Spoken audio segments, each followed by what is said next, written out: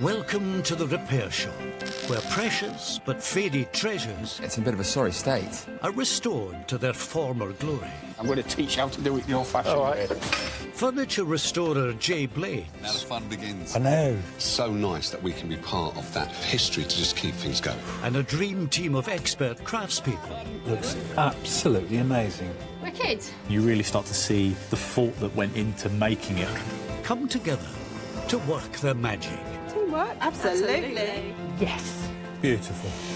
Employing heritage craft skills passed down the generations.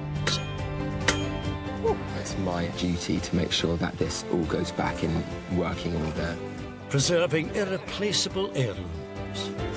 It's absolutely amazing. It really is. It's like keeping a bit of our family history alive. The team will restore the items, the memories, Yes! and unlock the stories that they hold.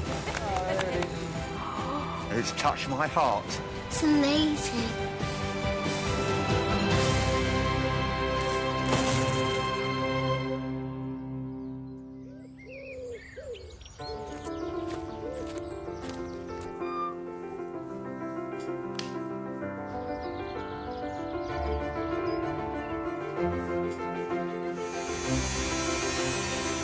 In the repair shop today, an extraordinary wartime memento tests the patience of natural history conservator Simon. Maybe that bit goes there. No, it doesn't. It's infuriating. And it's no laughing matter when Dom restores a toy that's a little piece of comedy history. It's going to be a bit of a nightmare, to be honest, because there's quite a big risk of causing even more damage.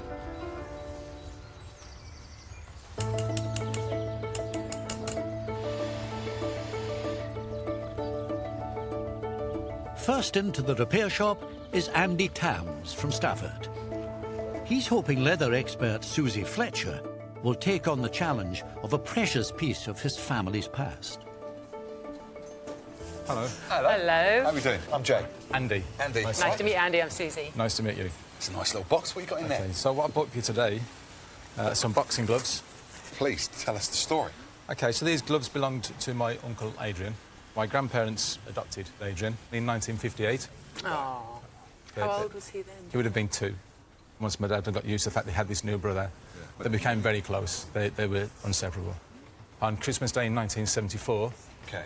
Adrian would have been 18 years old. Right. He went back to his birth family in Birmingham. His family were pleased to see him. He'd met his younger brother, who'd met for the first time. Right. Wow. And on that day, Adrian decided to go out with his brother. And as they went out, unfortunately, he was hit by a car. Whoa. Yeah. And unfortunately, 2 days later, Adrian died from his injuries. All on the same day of him meeting his brother for Same the day, first Christmas time. Day, 1974. Wow. I think I was almost 5 years old. I'm kind of blown away by the story. Yeah. It's a tragic story. It is. So Adrian was an amateur boxer, Okay. and this is the only thing that we've got left now in the entire world is these gloves. Oh, these are Adrian's gloves? These are Adrian's gloves, yeah. What would you like Susie to do to these, then? I would love the gloves to be on display rather than being put away in a drawer. Okay. I'm not even sure that my dad, if he knows that I've still got the gloves. Because this is all that we've got left of Adrian. Yeah. I'd like to give these back to my dad. Oh, wow. My dad's a firefighter. He's a bit of a hero. Right. He's spent his whole life doing things for people. He's never really asked for anything in return. And this is what I'd like to do for my dad. Oh, it's fantastic. That's a proper son, isn't it? Yeah, No, nice one. That's a yeah, proper really son. nice. I like that. Susie? They will be quite the challenge. I think so, yeah. I haven't had a pair of boxing gloves in my hands for a while, so this will be very interesting for me. And I'm very much looking forward to doing them for you. Thank you very much. I appreciate that. You're very welcome. Thank you for sharing your story. No problem. Thank you. Thank you so much, Andy, and look forward to getting started on them. Thank you very much. All right. Nice to meet you both. Take care. Bye-bye. It's a nice story, but it's sad. It's very sad. If you were to look at the gloves, they would look pretty insignificant. They look old, worn, battered, really ready to be discarded. But they mean so much to us. It's the only thing that we've got left in the entire world now of Adrian. And this is just something that I'd like to do for my dad, just to remind him of his brother and keep Adrian's memory with us all. So what are you going to do to these then? Good question. You can tell that they're very fragile and very dry. The major concern I have is this torn leather here and the stitching's coming apart here. So there's a lot needing to be done. I'll let you handle those. All right, brilliant. Thank you very much. No problem.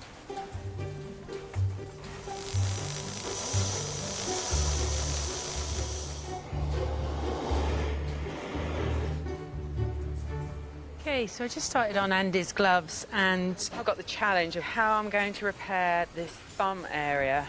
I think I've got most of the original leather there.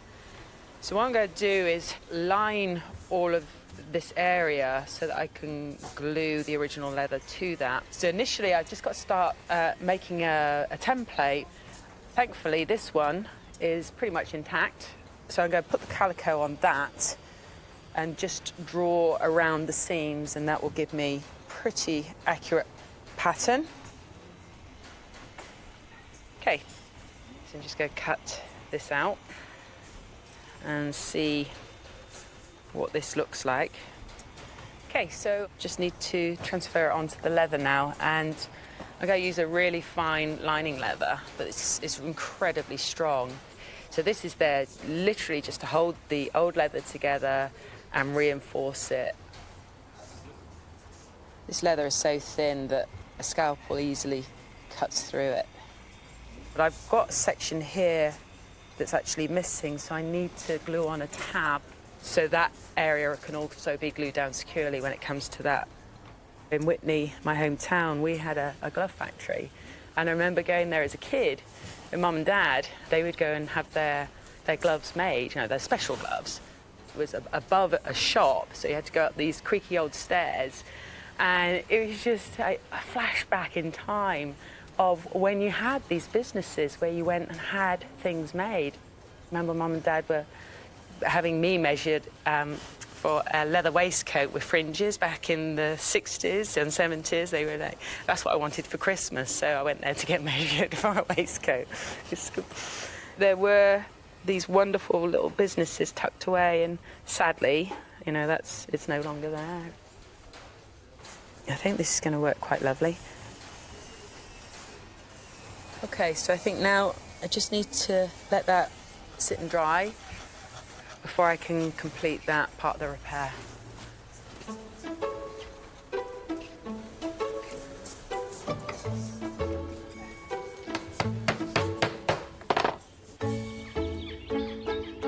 Next into the repair shop, Trevor Burt from Southport.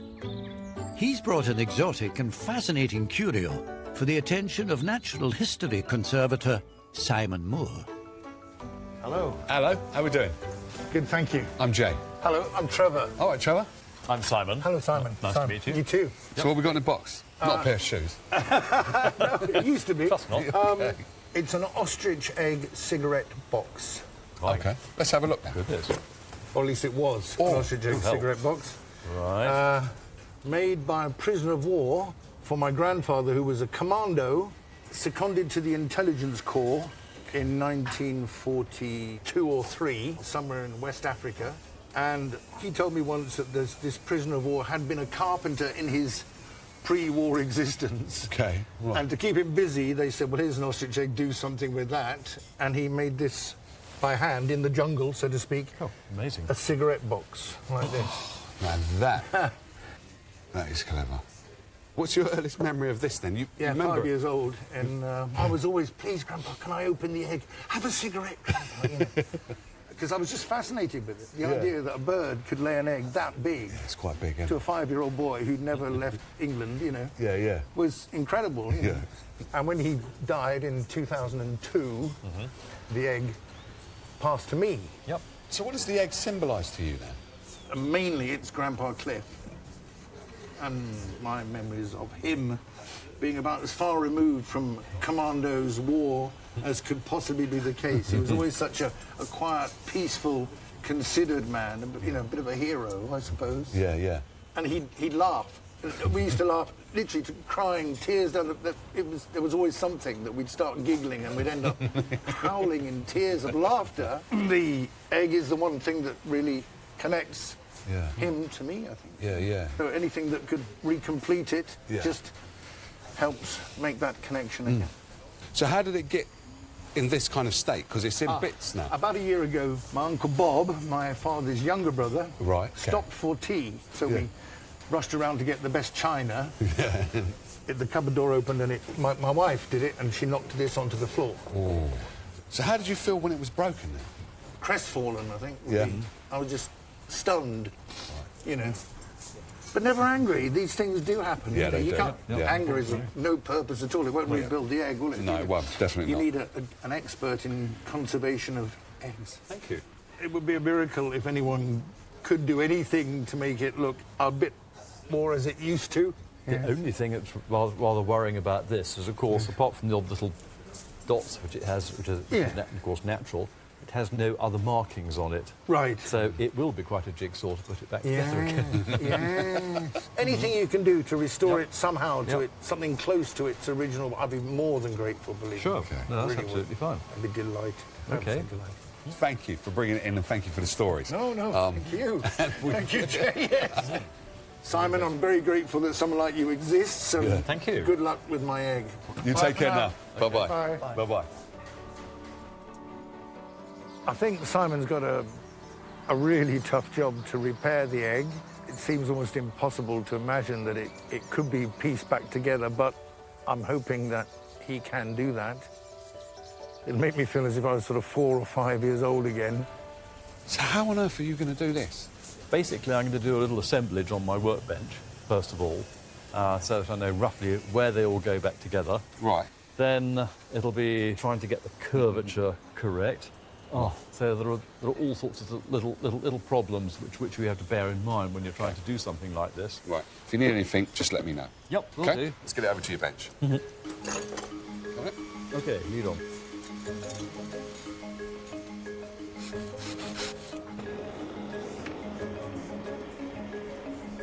Simon, whose unusual career began in the Natural History Museum, has conserved countless ancient specimens, including spiders and jellyfish. There's a lot of them.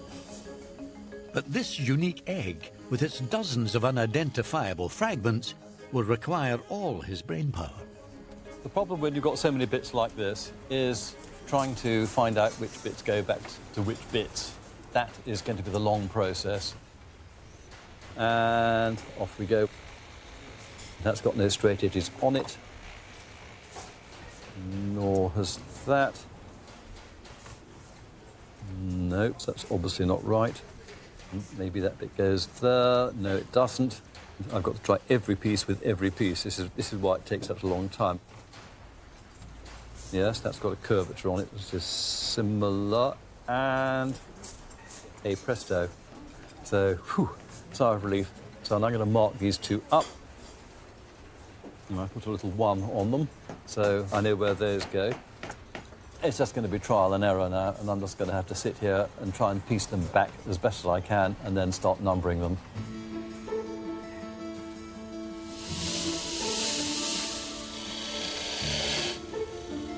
At her bench, Suzie also has a lot to piece together with the battered boxing gloves, treasured mementos of a young life tragically cut short.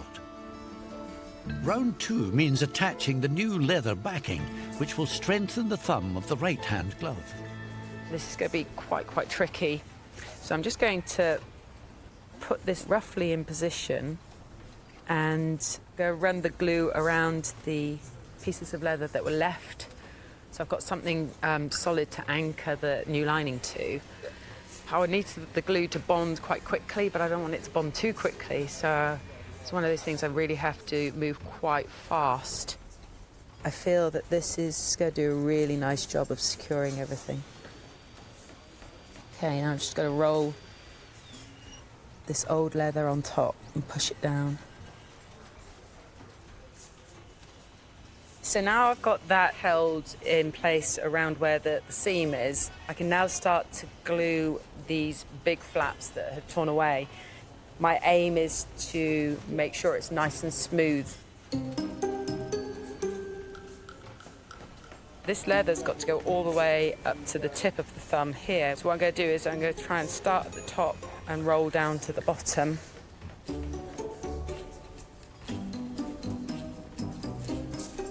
So far, so good. Now I've really got to marry up where the tear was and try and make this join as invisible as possible. Good. Whew, that's a relief. That went quite well. So I'm really happy with that and just left to insert the seam that's come apart. It's really interesting. Actually, on the inside, the padding, they've used animal hair. I would imagine in today's boxing gloves it would be more of a synthetic type of padding. But it just goes to show, 70 years ago, the different materials that they would use, all organic and very sustainable. And you think about, today's world where we're very much looking into sustainable materials, you just have to look back 50 years, 70 years, you go see, yeah, well, we can actually do this. We don't have to use man-made fibres.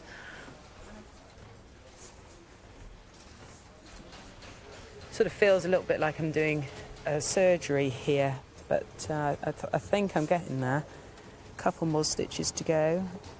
Just making sure that seam is nice and tight, closed together. It's not going to come apart. This will be last stitch. Good.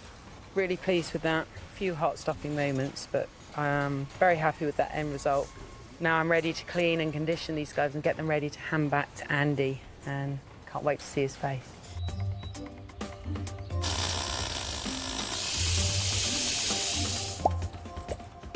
Next to arrive are Nottingham father and son, Nick and Richard Povey. They brought along something which for metal worker and vintage lover Dominic Chinea could be another fine mess. Hello. Hiya. You okay? Wow, look at that. Brilliant. I'm Dom. Richard. Richard, nice to meet you. Oh, I'm Nick. Nick, nice to meet you. Please tell me, how on earth did you get hold of something as cool as this? Well, it was given to my brother on the Empire stage in Nottingham by Lauren Hardy in 1953. Really? And that's the only reason why we've never thrown it away, because of the history, I just couldn't. Wow. So take me back first of all. So how on earth did you get this from a Laurel and Hardy show? My parents had a lace firm in Nottingham, and we took the entire staff to the pantomime. OK. And my brother was there, and he got pushed onto the stage by the lot, and the poor chap, he wasn't just given it, he actually had to sing Bar Bar Backseat before it. Oh, you're kidding? On the stage? Yeah, he was 3.5 years old, and he had to perform. And then he could pick a prize, and this is what he picked.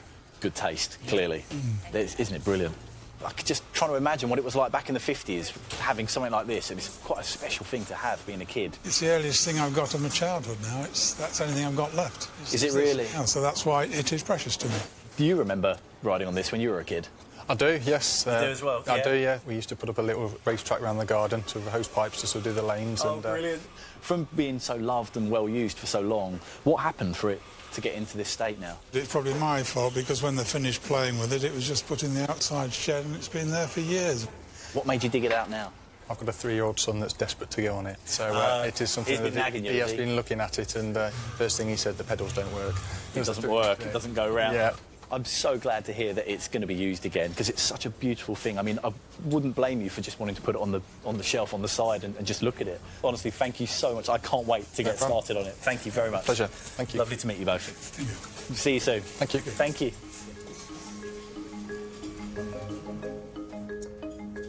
It brings back a lot of memories, I think, seeing the bike being used again, so I'm hoping to sort of relive some of my childhood memories through this bike. And hopefully it might go for another generation or two.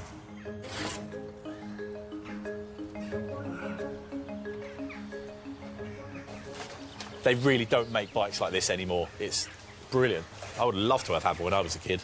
I love bikes. I'm very familiar, but not know my way around a bike. But the way it's actually made is completely different. This frame is the actual structure of the bike, which leaves me with a little slot on the bottom there for access to get inside to all of the parts. I need to basically remove the rear wheel, the cranks here, and that whole chain assembly all needs to come out. I don't think anything's obviously broken. It's just completely rusted and seized up and all sort of gummed up in there. So that all needs to come out and have a thorough clean. The seat is obviously bent. Hopefully that's just a bracket. That's a bit easier to get to.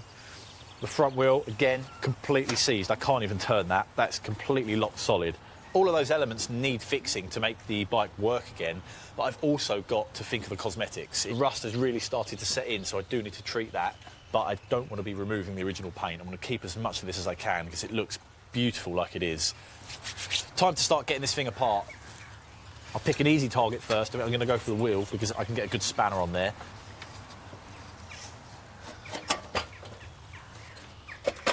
Ah, there we go. I love this part, taking bits off, you get little hints there. That paint's like, that hasn't seen the light of day for 50, 60 years. Look at that lovely shiny red paint. I need to just make the rest of it look like that now.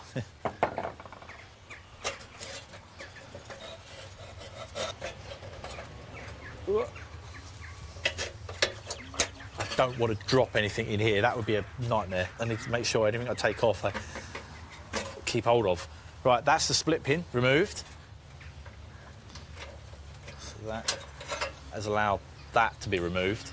This was the key to holding all of this in. That's just become apparent now. So it's amazing, really. That tiny little split pin was holding in this whole assembly, basically holding the space up that's held in this whole assembly. It's very clever how something so small can be so important. There we go. Perfect, perfect.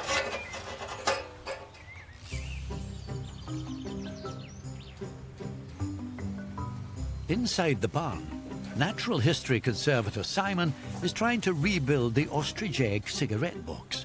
With multiple near-identical fragments and no way of telling how they fit together, he's had to trial every possible combination.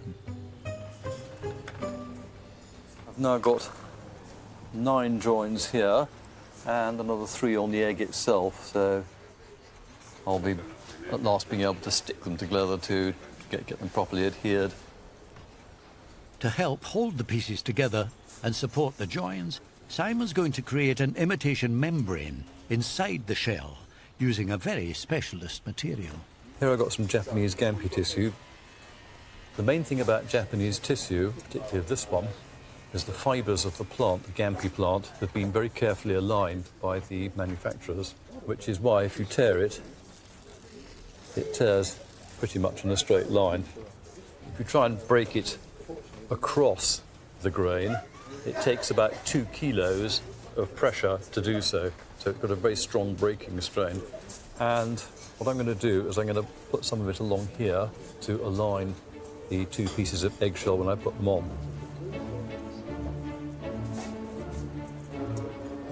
Now the dragging of the tissue is quite tricky because if it picks up too much glue, it'll roll up into a scroll. So I've got to keep moving it all the time. This is neutral pH PVA, so it's very similar to wood glue, but wood glue is quite acidic. Manipulate it into position.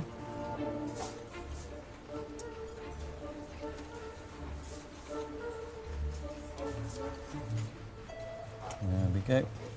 And I'll just run a fingernail over it to make sure that the edges are exactly in alignment, which they are. Good.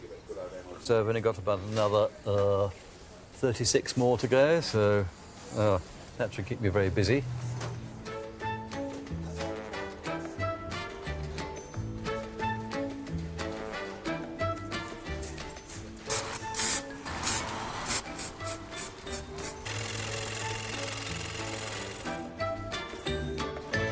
I'm now at about the halfway stage, and this is always very, very difficult because this is where the pieces of shell start to move, not where you want them to.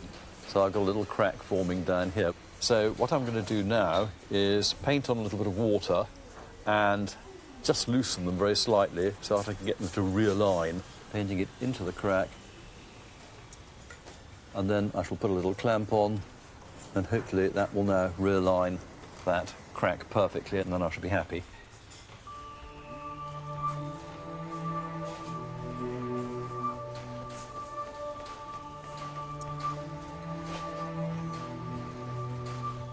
Well, I'm very nearly there now with the gluing.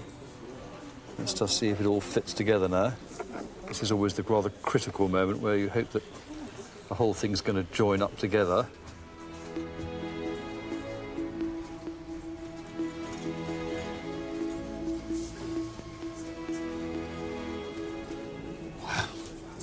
Well done. Oh, thanks, Jay. Looks cool, man. I can't believe it that it's almost come together at last. That's a lot of work. And you had no reference whatsoever? No, this was about 40 pieces, and admittedly the last egg I worked on was about 2 pieces, so it was slightly different. Right. So what's left to do now? So, next I'm going to fill in the little tiny cracks with my glue pen here. Okay. That'll then put the adhesive into the crack here, Okay. and then I can do little infills right down this side, that side, which is the critical part of it. I think you've done a blinding job. It's really cool. Thank you very much, Joe. Yeah. I'm going to leave you to it. Thanks very much, Joe. No problem.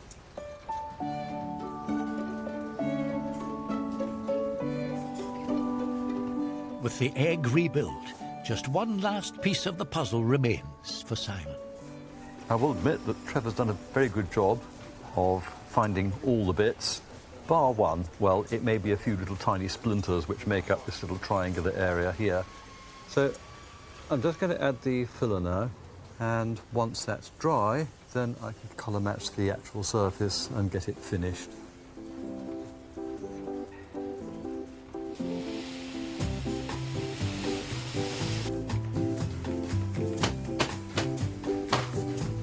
Over in Susie's corner, the 1950s leather boxing gloves are nearing completion. Finished putting the saddle soap on. These are in so much better condition now. The leather itself, when you touch it, it actually yields like it's supposed to. The last thing that I ought to do is go over it with some rejuvenating cream, which has a little bit of grease in it, but more importantly, it has some colour, and it's going to really bring these gloves back to life. And I think by the time I finish with them, they're going to be fighting fit. The boxing gloves are the only belongings to remain of Adrian, who died in tragic circumstances at just 18 years old. Adrian's nephew, Andy, brought these precious mementos in for repair as a surprise for his dad. He's got absolutely no idea at all what he's about to see. The condition of the gloves when I bought them in were really poor, almost to the point where they could no longer be kept. I'm hoping Susie will have got the gloves into a condition where they can be displayed so we can see the gloves and remember Adrian, so that we can celebrate Adrian and turn it into a happy story. Hello, how are we doing? Well, thank you. How's yourselves? Not too bad. Good. Good on you. I'm Jay. Hello, Jay. Mick. How you doing, Mick? Take a seat, sir. Hi, Hello. Mick. Lovely to meet you. I'm Susie. Susie. Hello, Susie. How you doing, sir? Nice to see you again. Good to see you. Nice to see you, Susie. So we've been keeping a few secrets. We thought we'd do something for you today, just because you've been such a great dad. You've done things for so many people, and this is just something for yourself. Thank you very much. That's nice. I know you've got no idea what it's about, but just to help remind you. Oh, yeah, Adrian. Who is Adrian? My mum and dad used to foster children, and we had Adrian from just a very young age. Smashed him. Yeah, smashed him. There's something that belonged to Adrian, which you gave me when I was a very young boy, and it was always my intention to give you this back so you could remember your brother. Go on, then. Ready? Yeah. OK. So, It's lovely, isn't it? Can I pick them up? of course you can. Yeah, they used to do a little bit of boxing. That's absolutely smashing. Thank you. I'm chuffed with that. Bit of a shock, eh? Yeah, it is. Yeah. I boxed with Adrian. I used to tell him I was trained Muhammad Ali and all this stuff. Excellent. So it takes me back and gives me happy memories, really. Yeah. So you better keep these now. Yeah, I'm going to get them framed. Yeah? Yeah. Well, I'm dead chuffed. Yeah. See ya. Thank you very much indeed, and thanks, Andrew, for you. You're more than welcome. You deserve it. So how long did it take you to get this sorted? Well, quite a while. You've done a smashing job. Yeah, she hasn't she? That's really kind of you. Thank you very much. Well, what can I say? Yeah. It's good. Yeah. Let me give you a hug. Oh, there you go. Thanks so much. Oh, Mick. Oh, thank you. That's my pleasure. That's made my day. Bless you. Brilliant. Well, you've done for your dad. Well done, mate. Well done. Thank you. All right, Really nice appreciate it. Thank you so much. Shall I carry them for you? Yeah, thanks. Yeah, lovely. Thank you. OK, thanks ever so much. Yeah, you Lovely too. seeing you. Nice to Take see you good now. care. Bye-bye. Bye-bye.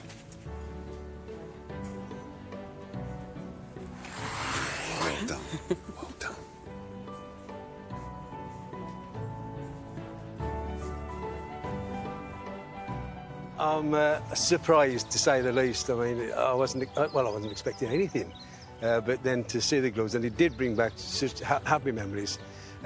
Long lost brother now. He was a lovely lad. He was turned into a lovely man.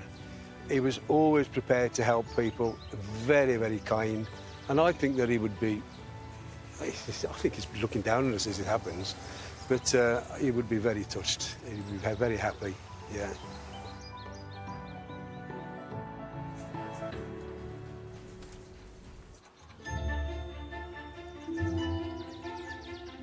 In the outdoor workshop, Dom has dismantled the treasured bike gifted to a young audience member by comedy legends Laurel and Hardy.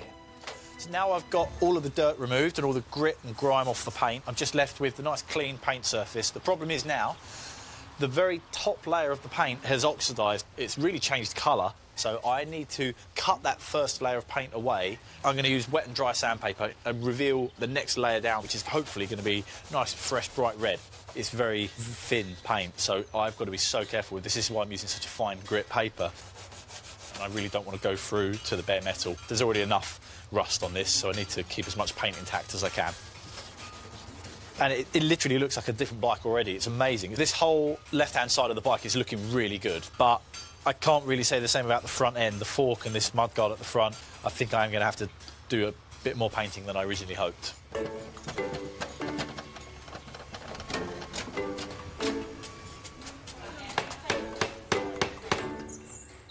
Dom now turns his attention to making the bike fit to be ridden by the next generation of the Povey family.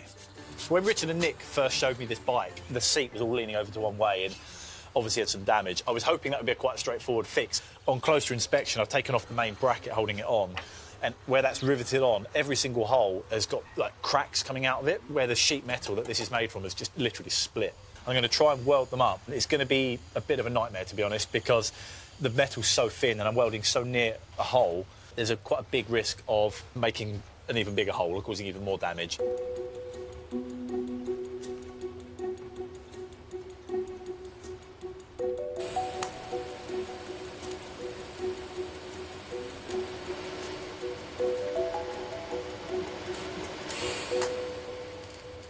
So that's the very first crack welded up. That's actually gone really well. I'm surprised how that's actually taken it. It's really good. I was fully expecting that to melt into like a much bigger hole and cause a lot more work, but let's hope they all go as well as that.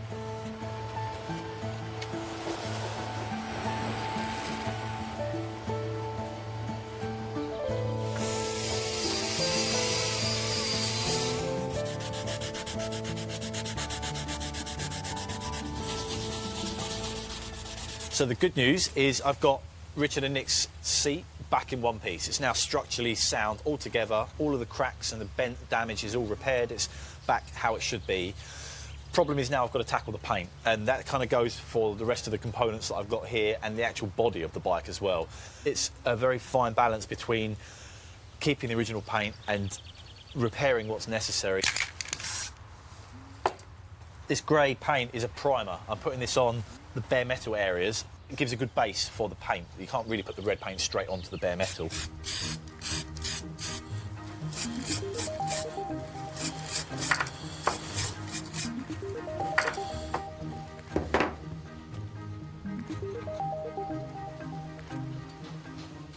This is all of the parts of Richard and Nick's bicycle now hung up on my little washing line here. Everything's cleaned, prepped, sanded down, primed. It's now time to get a shiny bit of red paint on them.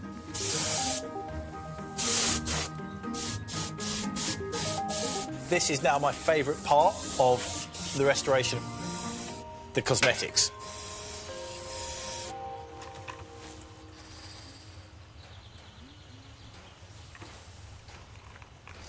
I'm in the process of trying to free up the original chain. It's been soaking now in a bath of oil.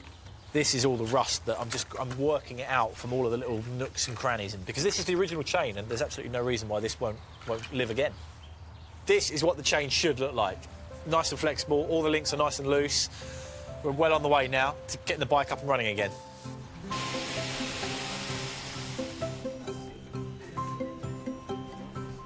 Despite over 50 years of natural history conservation experience, Rebuilding the shattered ostrich egg cigarette case has been an arduous job for Simon. But with the delicate shell now intact, his final task is disguising his handiwork.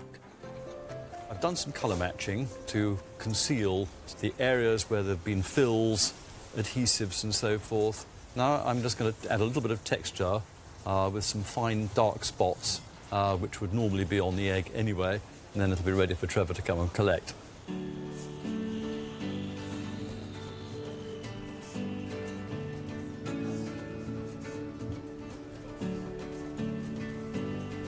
When owner Trevor brought this unique piece that he inherited from his granddad to the barn, an accident had seen it smashed into more than 40 pieces, and it appeared to be beyond repair. The egg is one of my earliest childhood memories from when I was 4 or 5 years old, visiting my grandfather. I'm hoping against hope that Simon has somehow managed to cobble most of it together. It just brings back, I suppose, memories of my grandfather. Happy ones. Hello. Hello. How are we doing? Hello, nice to see you again. Likewise. Simon. Good afternoon, Trevor. How are you? Good to see you. Am I right to see that you're smiling? Is there good news for me? Or? It's always Well, good news. It's always good news. Absolutely. Yep, Amazing. yep. Oh. So, do you want to see it? Do you want to see your egg? Yes, I do, please. Yeah? Yes. Oh, my goodness me. Goodness me. That's a work of art, isn't it? Yeah. I mean, yeah, beyond that, you know. That's incredible. Extraordinary. I can't... May I? Of course it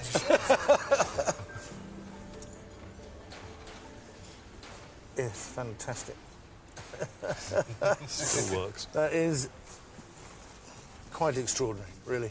Thank you very much. Quite extraordinary. Amazing. Amazing. Well, it's going back in a velvet case, don't we? No. So what are you going to do with it now? What are you going to do with it? I'm going to take it home very carefully. Okay. And then even more carefully put it behind a glass case with some other precious things in. Okay. And I'm never, ever going to leave it on the edge of a sideboard again, you know. Right. Never. I think if my grandfather was here, he'd be as astonished as I am, to be honest. That's Yeah. wonderful. Thank you It very would much. be, yes. Incredible. So, Trevor, you ready to take this home now? Yes, sir. Okay. Yes, I am. There you go, sir. Thank you. Thank you. Thank you. Okay. Simon, thank you so much. Thank you. Thank you. Take care now. Bye. Bye-bye.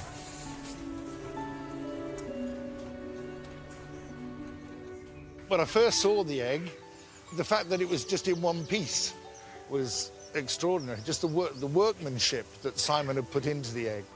I can't believe how he managed to repair it. Grandpa would be astonished that it could be fixed, and I think pleased that I'd care about it that much. I think he would be pleased with that.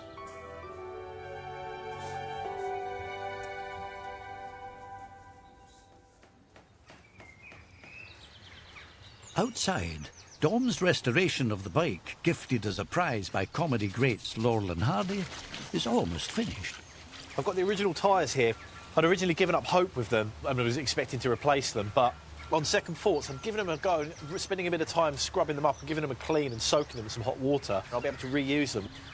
I'd always much rather keep all of the original components, as many as possible, on any restoration project.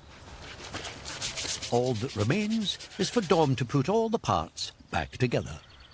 So I need to make sure now that all the mechanism, the chain and the bearings and the grease, everything goes together as it should, so it's nice and safe to ride.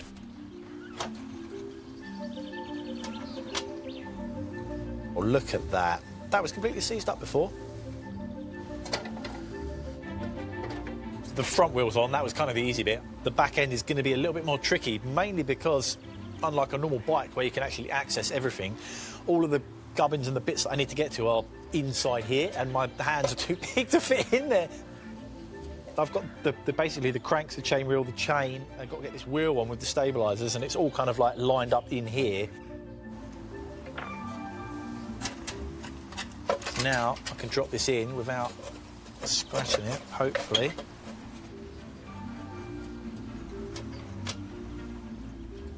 OK, that is all working as it should.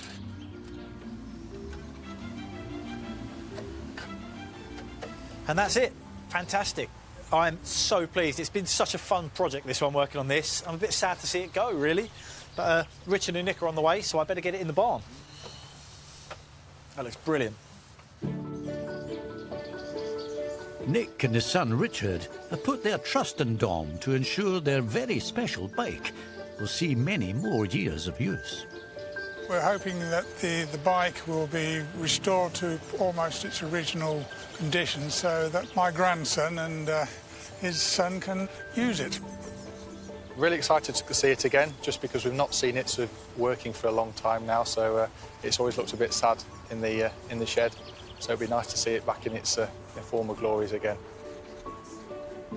Hello. Hey. Tom? Good to see you again. You okay? Hey. You all right? Lovely to see you. You okay? There you are. You excited? How are you feeling? Nervous. Nervous? Nervous. Just not knowing what you've done with it. What we've done. How do you remember it?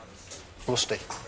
Yeah. Rusty, squeaky, looking old and unloved. Piece of scrap metal. Yeah. Oh. You ready to see it? Still am. Wait. Yeah? Can't wait. Ooh. Brilliant. Oh, that's good. Oh, yes. It actually works now, yeah. Yeah, that's superb, that is. Oh, that's brilliant. Well done. Yeah, you're happy? Yeah, Good. brilliant. Thank you. Is it more how you remember it from your childhood? Definitely. I love it as well because it doesn't look brand new. It was the best bike in the shed, so it was always a fight to get the first one to get it. Once I see Benjamin on this as well, I think it'll be to really bring it back. Most importantly, it's now safe for Benjamin to ride, so... Oh, yes, Winnie, I love that. Oh, I'm glad. I'm glad you like it. That's brilliant. It's been good fun working on it. Well, that's a loss for years now. Years and years. That's brilliant. As long as Benjamin looks after it. Well, that's it. Yeah. He's got pressure now. He's good. Thank you very much for bringing it in, and I really hope you enjoy it and little Benjamin gets a good few miles on it. Well, thank you ever so much. Good. That's good. Thank you. Cheers. Thank you very much. Lovely to see you. Cheers. Thank you.